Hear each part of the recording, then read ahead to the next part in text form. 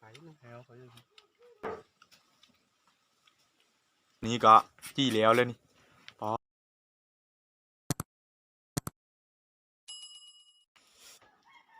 ทักทายสบายดีหรือสวัสดี FC ที่ติดตามนะครับส้มวันนี้ก็มาพบกับคอยอีกตามเช่นเคยนะทุกคนวันนี้ก็คอยกับสิพาทุกคนไปก้นมันต้นทุกคนเลยนี่คอยก็ได้มาหน้าเก่านะมากับ2 คนมากับแม่มันนี่แต่ว่าคอยไปก้นมันต้นนะทุกคนนะไปดูกันไปนี่ทุกคนนี่ก็เป็นโซนมันเขานะ6เท่าไรทุกคนได้นี่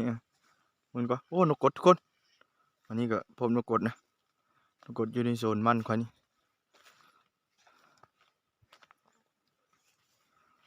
ทุกคนนี่ก็บอลคอยตะมันนะทุกคนเนี่ยหันนะตากะหุบเมื่อวานนี้ทุกคนเลยหุบเมื่อขายเมื่อวานนี้นะมื้อนี้ก็เมื่อวานนี้ก็ตอนเช้าก็ก้นนะทุกคนก้นก็ก้นว่านนี้มื้อที่2มื้อนี้ก็แต่ว่าสุดหนึ่งนะขายแล้วทุกคนเลยขายเมื่อวานนี้สุดหนึ่งก็อันนี้ก็เป็นบอลเฮาเจอปั้นมันปั้นนะทุกคนนี่อันปั้นมันก็นี่ก็เป็นแยงนะนี่ทุกคนแยงตามันนี่ก็ทุกคนอันค่อยก้นเมื่อวานนี้นะ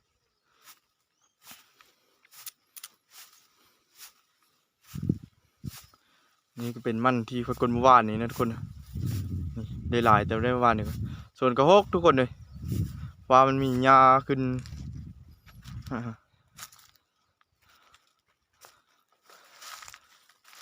ได้เสียหญ้าหรือว่าแห้งทุกคนเลยก้นมันกะนี่ก้นเมื่อวานนี้นะตัวนี้นะวันนี้ก็เขาก็จะมาก้นตัวนี้นี่ทุกคนเดี๋ยวค่อยก้นให้ทุกคนเบิ่งนะตัวนี้นะนี่เอานี้นะ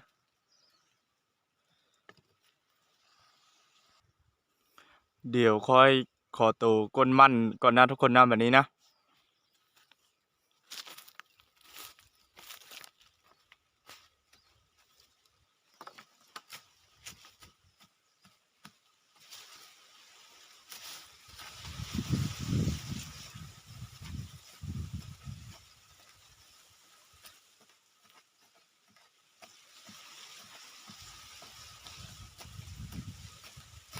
โอ้หนาวเลยนี่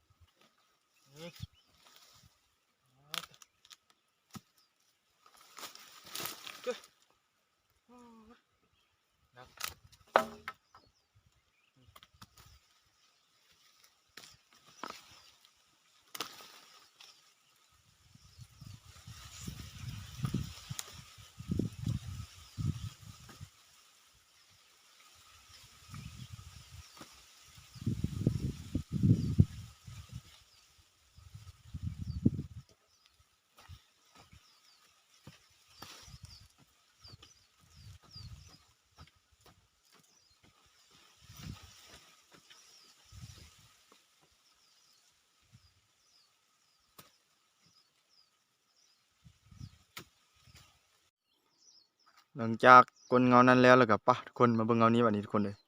นี่มันกลเบิ่งเงานี้นะทุกคนนะตัวนี้ก็ค่อยกลเมื่อวานนี่ได้อตัวนี้มาเบิ่งเงานี้ได้อบัดนี้เลยนี่ทุกคนเงานี้นะสองเงานี่แหละทุกคนเลยบัดนี้นะกลเบิ่งอีเงานี้ก่อนทุกคนบัดนี้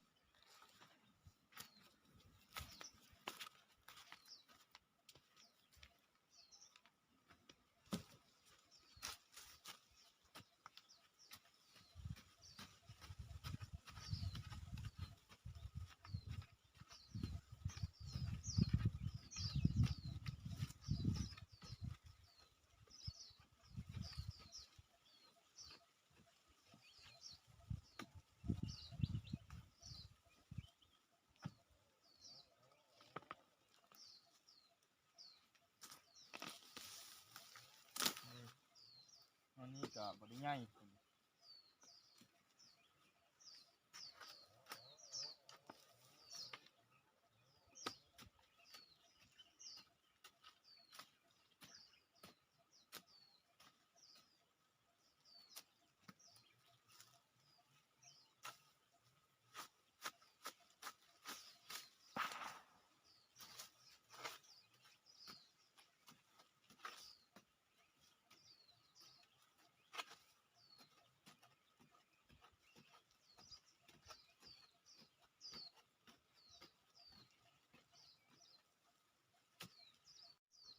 กลเงานี้ต่ออีกนะทุกคนบัดนี้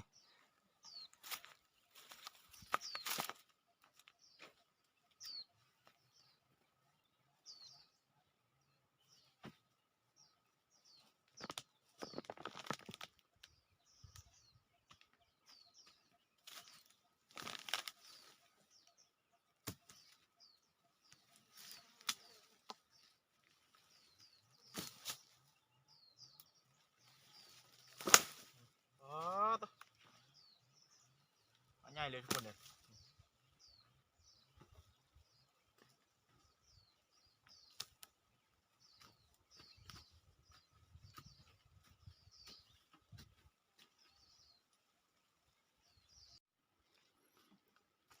กลเงานั้นแล้วเราก็จะมาสีหญ้านะทุกคนสีหญ้าไปพร้อมก้นไปพร้อมทุกคนได้มันก่อนนะเพราะว่ามันหกดิทางบ่ไหวนะทุกคนก็เลยหกแบบนี้นะจะสีหญ้าก้นเงานี้ทุกคนในแบบนี้นะเดี๋ยวค่อยสีหญ้าก่อนนะวันนี้นะ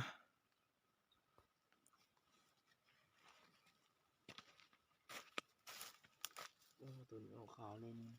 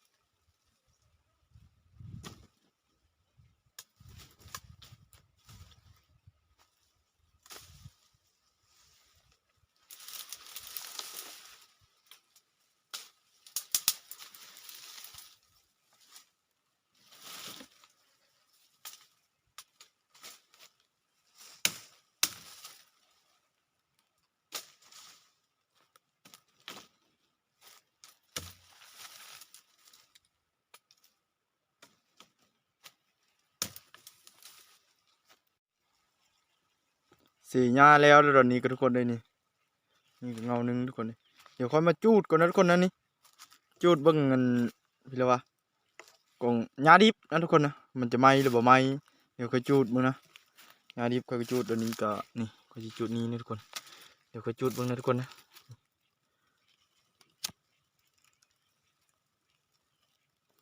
ก็มาเบิ่งนำกันนะทุกคนว่ามันจะไหมหรือบ่ค่อยก็หากระจูดมื้อนี้ทุกคนเลยเพราะว่ามันหกนะทุกคนนะค่อยก็จริงสิจูดนะ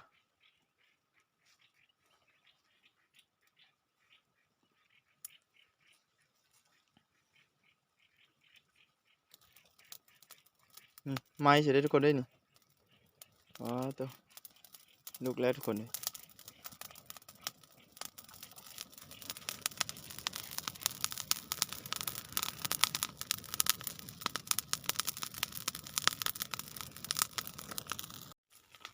เฮาจูดปลาไปหั่นนะทุกคนก็ค่อยก็จะมาก้นเงานี้ทุกคนเลยนี่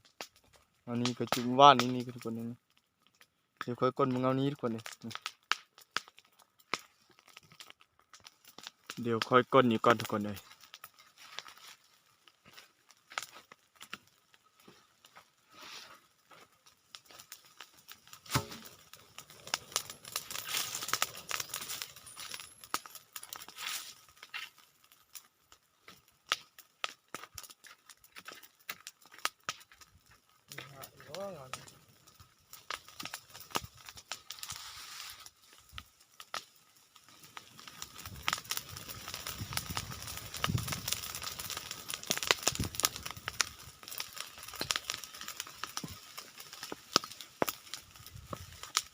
โอ้หาใหญ่อยู่ทุกคนเลย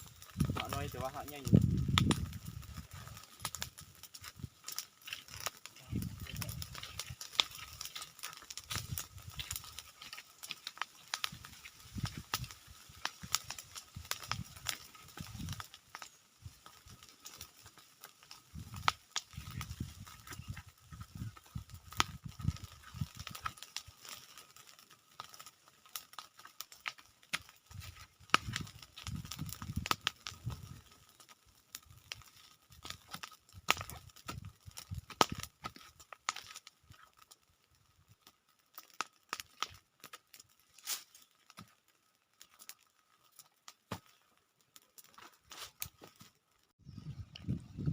ก้นเงานั้นแล้วก็มันจะมาเงานี้ทุกคนเลยนี่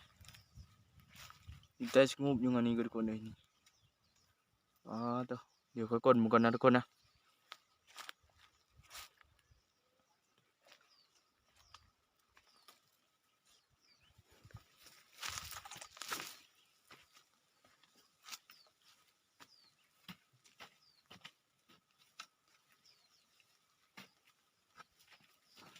อ๋อหนาวเลยนี่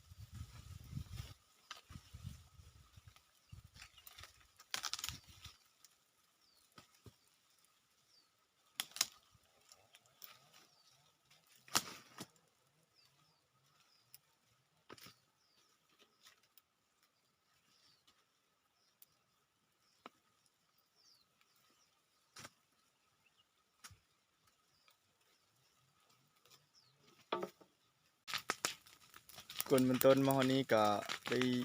พ่อกินข้าวเลยทุกคนเลยวันนี้ค่อยก็สิได้ออกไปหาอยู่ให้กินนะทุกคนไปเอาไปเบิ่งนำกันว่าใครสิกินเพิ่มมื้อนี้นี่มึงก็ทุกคนจูดไฟคันทุเรศอยู่ทุกคนเลยมันต้นก็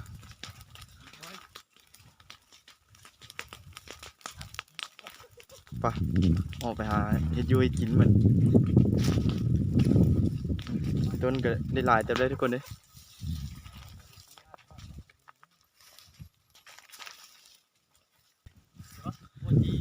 วันนี้ก็นี่ มาสิเลอร์นี่นะเฮ้ยบอก เดียว พิเลอร์นี่นะพิเลอร์นี่นะ มากระดุ เอาไปเฮ็ดเพื่อนี่ทุกคนเนี่ยอยู่แนวกินมานี่เนี่ยโง่จีนทุกคนเลยมึงก็อ้าตัวแนวมักอะไรมานี่เนี่ยทุกคนเลย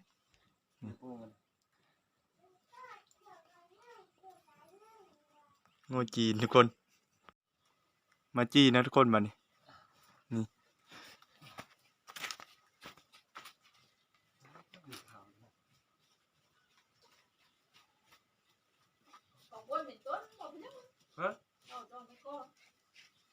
ข้าวสลานทุกคนบอกชอสิพ่นในที่นอนชูฮัน กี่คนก้นเมื่อตู่ร้านกับเมื่อตู่แล้วไหมนะเขาก้นเขาซอยมันนั้น เขาขายเธอเขา ไข่เธอนึง เขาเลย ในร้านป้า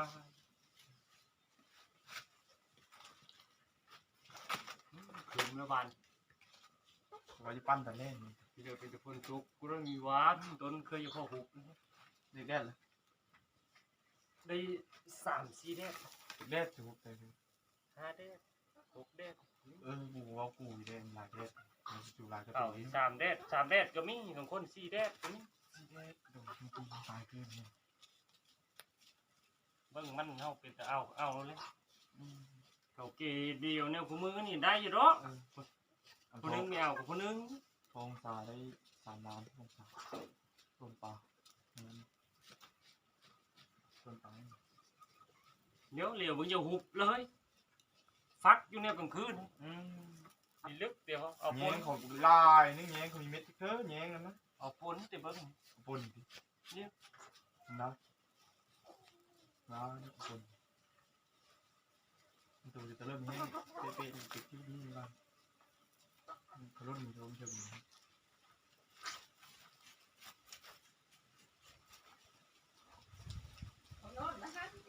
เฮ้ยนอนหันเลยทีเดียวคืนเบิกเวกเบิกเป๊กกับตูเอาทะเลาะกับพ่อปลาเลยมันนะเพื่อลงไปยามมองลงไปดำมองห้อง ได้ดิ ได้พ่อปลาปัดตัวนึงน้ำฟ้ามึง ถ้ามันห้าวอะไรเบิ่ง มดใหญ่มีอยู่มดใหญ่ เดี๋ยวมองหน้าพวกเรา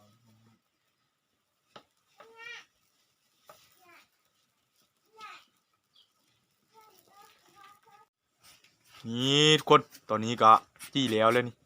ป๊อตัวทุกคนมันสัดๆเด้เป็นได้แซ่บลีนี่นะนี่อ๋อตัวทุกคนแนวมักแล้วนี่นะของเด็ดมันนี่นะทุกคนเลยได้กินของแซ่บแล้วมันนี่นะเดี๋ยวบันนี้ก็แล้วก็สิขอตัวเอาไปปาดก่อนนะทุกคนนะเดี๋ยวมาปาดกินดังแฮมบันนี้ทุกคนเลย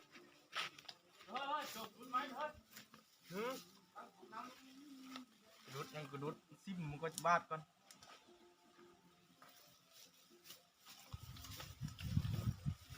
เ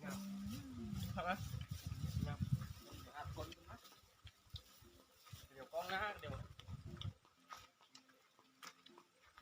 สีมันมึงเลย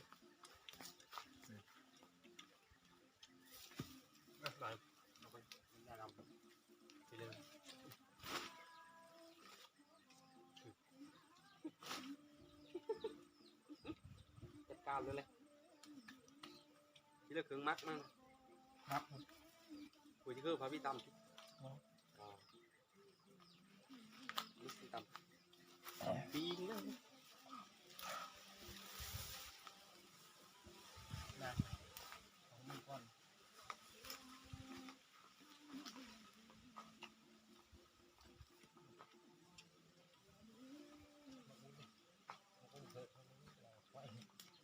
จะได้ไฟ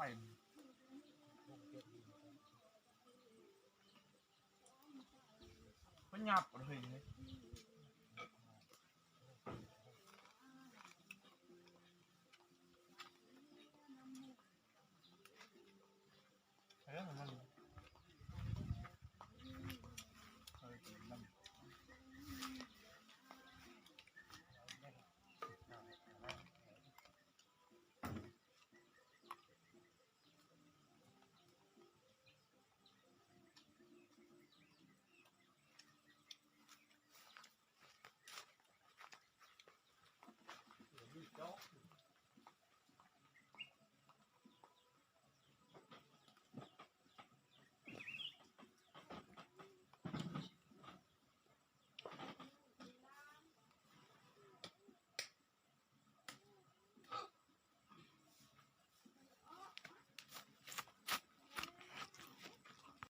โต้น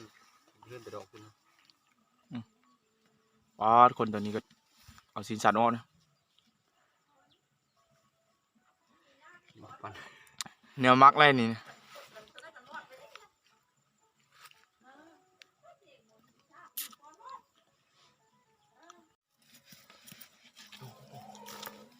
พามีห้าวลื้อเนี่ยลื้อเดี๋ยวนี้ พาติ้งเต็กแหน่ฟันกิดินช่องมือ ฝั่งไห้ที่ ตัดก็มันต้น ผมย้อนเลยเชียงน้องเฮ้ยที่ชนเก้าที่ขายชน โอ้คักเนาะสุดยอดปะ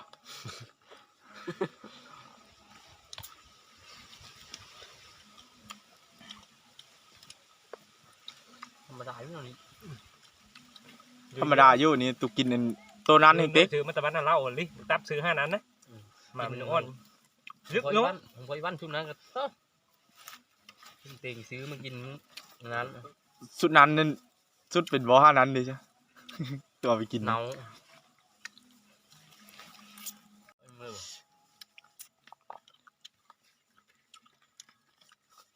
ลึกสุดยอดแต่พาอีเฮาดิ นี่ฮิตนะอะไรจริง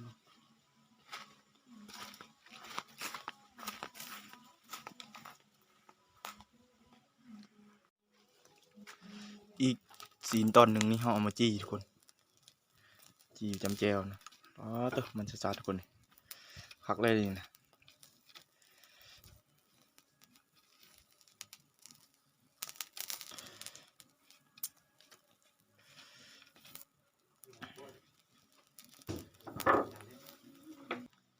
สุกแล้วนะป้าเอาไปกินซิมมั้งป้า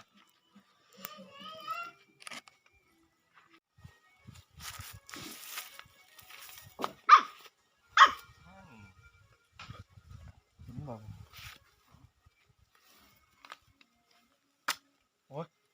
เดินได้จิตต่อเพื่อนพี่น้องต้นแล้ว เดี๋ยวเลิกกันจิตรง เดินไปบ้านเดียว วอนบักไม้เนาะ ดูนี่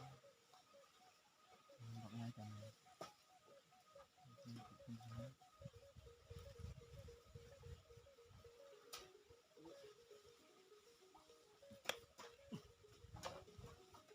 เพิ่นเป็นสลังนี้ลายว่าอย่างนี้มั้ง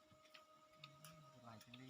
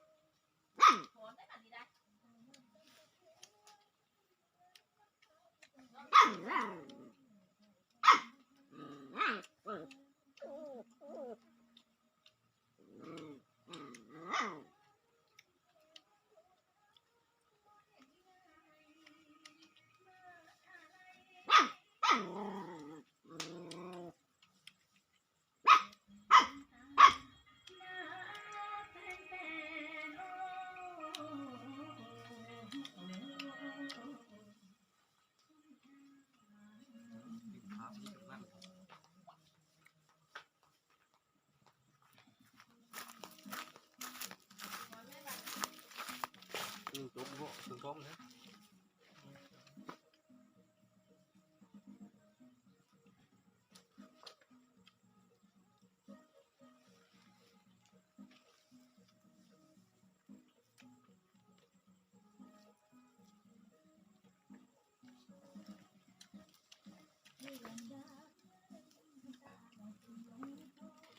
กินเห็นด่าเอาปีนเอาก้อนอีเพชรเม็ดพุดพุดถอยนึง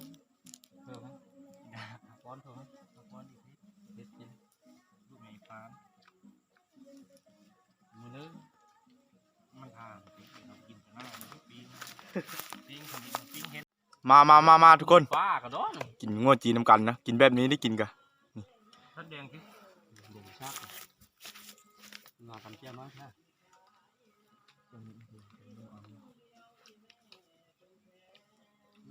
เปล่าดีมันเด้อ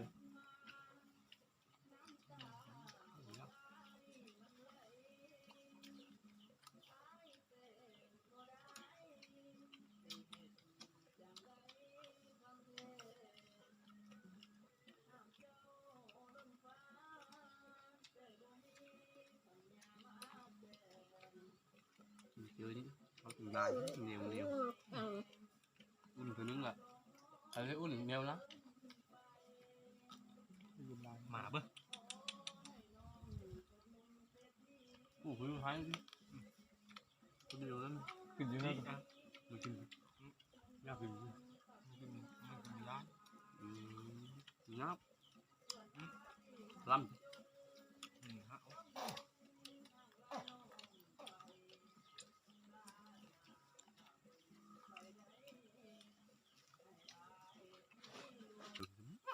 nơi đó nó bọc mùng ba vàoแล้วมีรัดคุดเลยมาเจเซอร์ไปเลยนะห้องน้ำนั่นเนาะบ้านขอโหมูอีกคนกันไม่ยุ่งอีกหรอ tiếngอยู่ มันเขาtiếngเพลงไม่ยินเพลงเพลงเขาปึ๊บเราติงว่ามันไปคุณมูแต่ห้ามพันพายให้ร้อยห้ามเขาเล่าอย่างนี้เอาฝาเหี่ยวเพชรท่านเชื่อป่ะ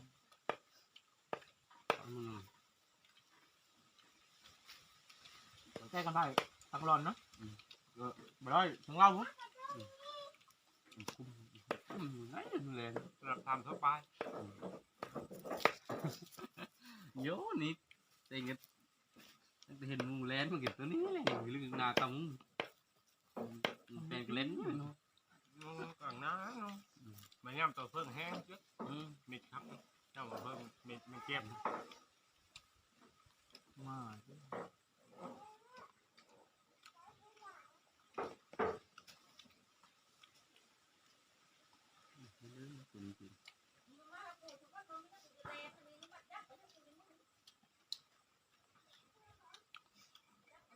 เดินไปเรื่องเงินอยู่ ไปphía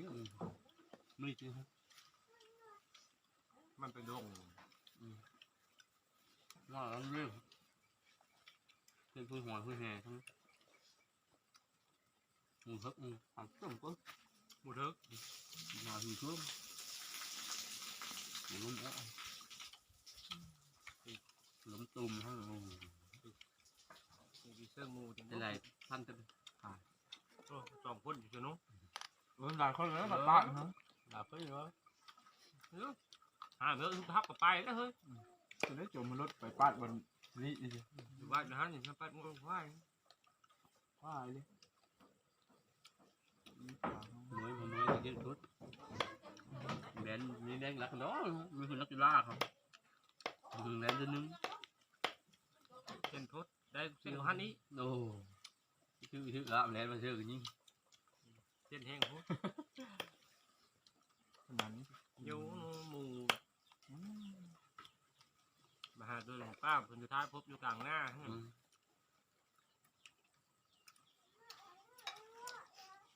คอยว่างปืนพันที่ มีกันเลยปืนมาเลยเลยมีปะนะ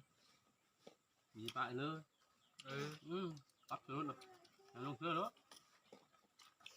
ทำก็มันที่รถมุ่งได้ตามเสื้อมันอยู่บนปะรถลงเสื้อคือ ปืนพอวันแล้วมันยิงเผื่อนี้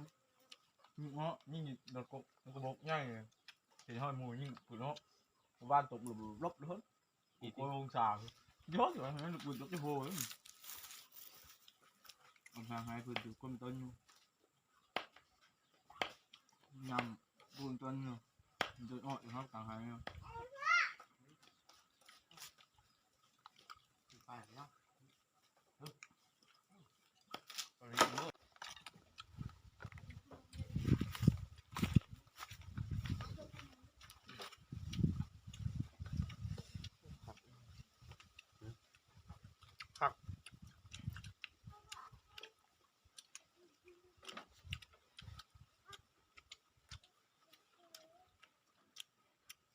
ต้นเฮ็ดมันเฮ็ดอย่างนี้นะ เห็น มาต้น เห็นเลย ต้นขึ้น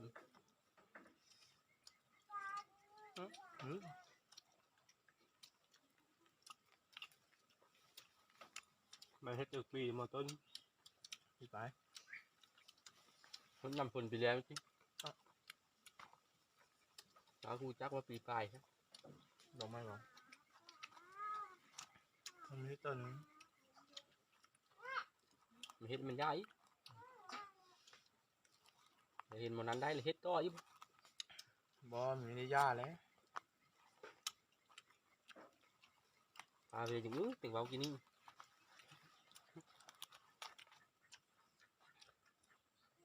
เห็นเป็นต้นหนึ่งนะแบบได้คลิปลงนี้ในหญ้านี่ตั้งใจ เดี๋ยวนี้ดิ เขาได้เงินเขาก็ตั้งใจที่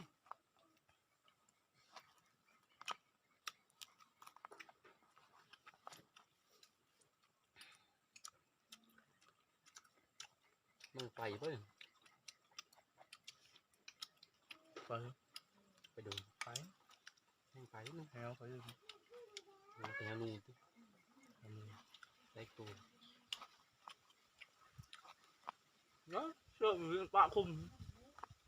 แบกโลอยู่ฮะ ร้านนี้ เหยียดอยู่ แต่เราไม่เย็บซื้อมียังมาแทงใช่ โอ้ยแล้วยังหมูที่ไอ้ที่ จับเอาไว้ผมเอาน้ำค่ำไปเลยด่านๆเลยทางตามแยกมา ดันจันที่ แม่น อ่า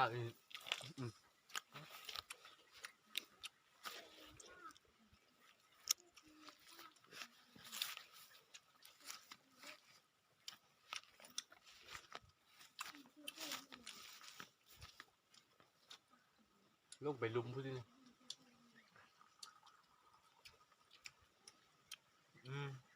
มีทางท่าน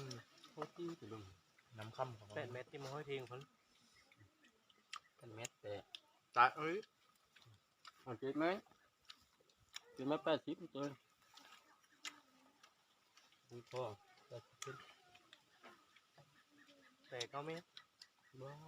แต่ แต่8 เมตรจะถึงเอาอันนี้ได้ทันวะทองมา7 เมตรนึงแบบเอาแบบเป็นแบบ8 เมตรข้ามฟ้าคือ8 เมตรข้ามฟ้าไปที่10 เทียงกันดิ8 เมตร ฟังปึ้งเนาะ ข้างหน้ากับ5 เมตร 70กับ2 เมตร 60ก็ไปเป็นก็เองมันเท่าเดียวครับ ตอนนี้ก็กินข้าวอิ่มแล้วทุกคนเลยฉะนั้นก็ปั่นกัน กินไม่ได้